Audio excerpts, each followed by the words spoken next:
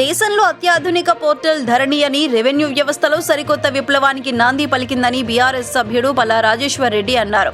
రాష్ట్ర ప్రభుత్వం ధరణిలో మార్పులు తీసుకువస్తామంటే సహకరిస్తామని, కానీ రైతులకు అన్యాయం జరిగినా తిరిగి దళారీల రాజ్యం తెస్తామన్నా బీఆర్ఎస్ సహించదని స్పష్టం చేశారు.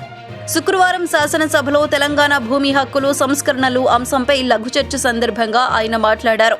రైతుల హక్కులను ఏ అధికారి కూడా మార్చేందుకు వీలు లేకుండా చేశాం.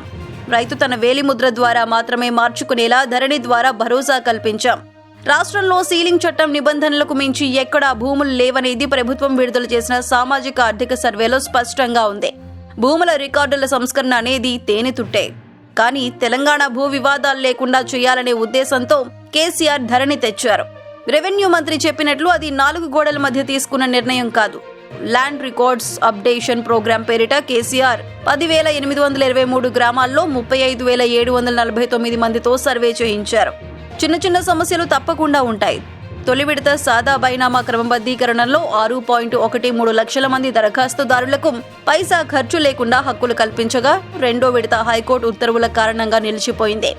ధరణి పోర్టల్ నిర్వహణ ఐక్లౌడ్లో ఉంటుంది కాబట్టి రికార్డులపై ఏమాత్రం చింతించాల్సిన అవసరం లేదు అని పేర్కొన్నారు.